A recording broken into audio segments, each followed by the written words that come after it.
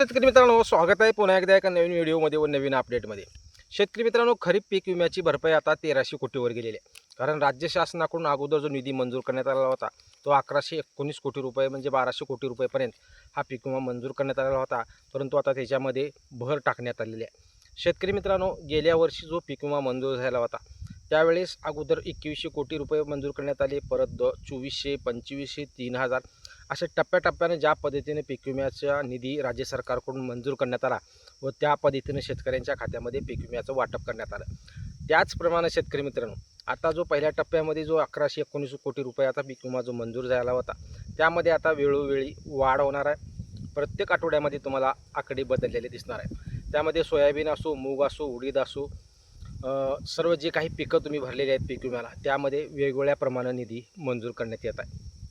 महत्त्वाचा मुद्दा आजच्या व्हिडिओच्या माध्यमातून शेतकरी मित्रांनो, तुम्ही जर उडदावर पीक विमा भरलेला असेल, मुगावर पीक विमा भरलेला असेल किंवा तुरीवर पीक विमा भरलेला असेल, टप्पेवाईज ज्या नेमका कोणत्या पिकाला किती पीक विमा आत्तापर्यंत मंजूर झाला आहे याची माहिती आजच्या व्हिडिओच्या माध्यमातून आपण घेणार आहोत. त्याचबरोबर धाराशिव असो, लातूर असो, बीडबाबत कुठला निर्णय झाला याबाबतची माहिती आजच्या व्हिडिओच्या माध्यमातून घेणार आहोत. नेमका म्हणजे खरीप हंगाम 2025मध्ये पीक विम्याला सुरुवातीला जो राज्य शासनाकडून निधी मंजूर करण्यात आला तो निधी तोकडा होता. परंतु काही तालुक्यामध्ये, काही जिल्ह्यामध्ये, काही महसूल मंडळामध्ये पीक विमा मंजूर होऊनही कॅल्क्युलेशनमध्ये रकमा दाखवलेल्या नव्हत्या आणि जसा जसा रकमा दाखवल्या जातील तसा तसा राज्य शासनाकडून निधी मंजूर करण्यात येतो आहे. सध्या नियमाप्रमाणे जर पाहिलं गेलं शेतकरी मित्रांनो, सोयाबीनसाठी सेपरेट खास 1146 कोटी रुपये मंजूर करण्यात आले आहेत.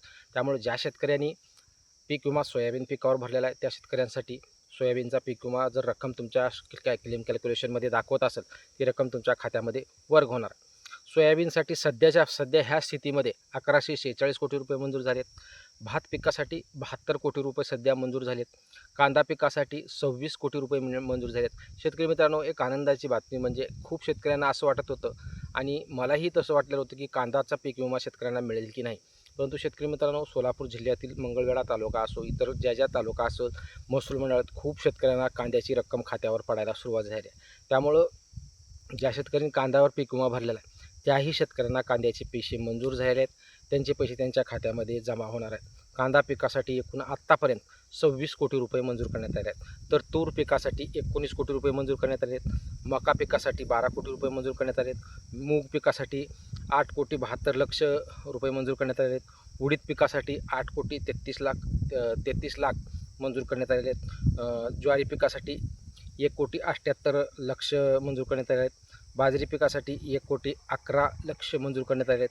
तर भुईमुगासाठी 2,17,00,000 रुपये मंजूर सध्या करण्यात आले आहेत. त्यामुळे आता याच्यामध्ये हे सर्व पिकं आले आहेत. महत्त्वाचं पीक म्हणजे कापूस पिकासाठीचे अजून पीक कापणी प्रयोग काही महसूल मंडळामध्ये जमा करण्याची प्रक्रिया सुरू आहे. त्यामुळं कापसासाठी अजून निधी मंजूर करण्यात आलेला नाही. परंतु ज्या शेतकऱ्यांनी कापसावर पीक विमा भरलेला आहे अशा सर्व शेतकऱ्यांना कापसाचाही पीक विमा मिळणार आहे. त्यांची कॅल्क्युलेशनची रक्कम दाखवल्यानंतर ती रक्कम जमा केली जाणार आहे. महत्त्वाचा मुद्दा याच्यामध्ये जर पाहायला गेला शेतकरी मित्रांनो, आत्तापर्यंत जे 1119 कोटी मंजूर करण्यात आले आता ॲड करून टोटल 1300 कोटी रुपयाचा आकडा आलेला आहे. पुढच्या आठवड्यापर्यंत अजून याच्यामध्ये वाढ होऊ शकते. ज्या महसूल मंडळामध्ये अजून कॅल्क्युलेशन दाखवलं जात नाही, नो क्लेम दाखवते, झिरो दाखवते, काही महसूल मंडळामध्ये प्रॉब्लेम आहेत. काही जिल्ह्यामध्ये लोकप्रतिनिधींच्या माध्यमातून प्रयत्न केले जात आहेत की त्यांचा पीक विमा पडला नाही त्यासाठी पीक विम्यासाठी आंदोलनं केली जात आहेत. पीक विमा वाटप करण्यासाठीची मागणी केली जात आहे. या सर्व गोष्टी प्रोसेसमध्ये झाल्यानंतरही त्या शेतकऱ्यांना पीक विमा मंजूर झाल्यानंतर अजून आकड्यामध्ये वाढ होऊ शकते. महत्त्वाचा मुद्दा सध्या लातूर, बीड आणि धाराशिव या जिल्ह्याचा पीक विमा अजून तरी कुठल्याही परिस्थितीत मिटलेला नाही. शेतकरी मित्रांनो, या जिल्ह्यामध्ये एक चांगली रक्कम शेतकऱ्यांना मिळण्याची अपेक्षा आहे. सध्या जो पीक कापणी प्रयोगाचा आक्षेप विमा कंपनी या जिल्ह्यामध्ये घेतलेला आहे तो तुर्तास तरी सध्या मिटलेला नाही. कारण सध्या त्याला अडचणी म्हणजे पश्चिम बंगालच्या निवडणुका, कारण कृषी सचिव सध्या तिथे अडकल्यामुळे हा प्रॉब्लेम सध्या दिसत आहे. तरी हाही प्रॉब्लेम काही दिवसामध्ये सॉल्व्ह होऊ शकतो. कृषी सचिव एकदा इकडे आल्यानंतर यावर निश्चित मार्ग निघून धाराशिव असो, लातूर असो, बीडसाठी निधी मंजूर करावाच लागणार आहे. त्यासाठी राज्य शासनाकडून परत GR येऊ शकतो. आता जे 1300 कोटी रुपये टोटल दाखवले जात आहेत त्यामध्ये अजून 3 जिल्ह्याची रक्कम याच्यामध्ये नाही आहे. त्यामुळे सध्या धाराशिव असो, बीड असो, लातूर असो हे 3 जिल्ह्यांचा अजून निधी मंजूर नाही. खूप शेतकरी असं म्हणत आहेत की धाराशिव असो, लातूर असो, बीड असो, वगळल्यात तर कुठलाही जिल्हा, तिन्ही जिल्हे कुठल्याही प्रकारे वगळलेले नाही आहेत. पीक कापणी प्रयोगाच्या अंतर्गत त्यांचे वाद असल्यामुळे हे वाद लवकरात लवकर मिटतील व निश्चित या तिन्ही जिल्ह्याला निधी मंजूर होईल व लवकरच या पीक विम्याच्या वाटपाला सुरुवात होऊ शकते. आजच्या व्हिडिओच्या माध्यमातून आपण सांगण्याचा हा प्रयत्न केला की जो सुरुवातीला निधी राज्य शासनाकडून मंजूर करण्यात आलेला होता 1119 कोटी रुपये, त्यामध्ये आता राज्य शासनानं अजून भर घातलेली आहे. एकूण आकडा झाला 1300 कोटी रुपये. त्यामुळं टप्प्याटप्प्यानं जसा निधी मंजूर होईल तशी अपडेट आपल्या व्हिडिओच्या माध्यमातून येत जाईल. तुम्ही जर चॅनलवर नवीन असाल तर चॅनलला सबस्क्राईब करा, जास्तीत जास्त शेतकऱ्यांपर्यंत व्हिडिओ शेअर करा, व्हिडिओ आवडल्यास लाईक करायला विसरू नका. धन्यवाद मित्रांनो.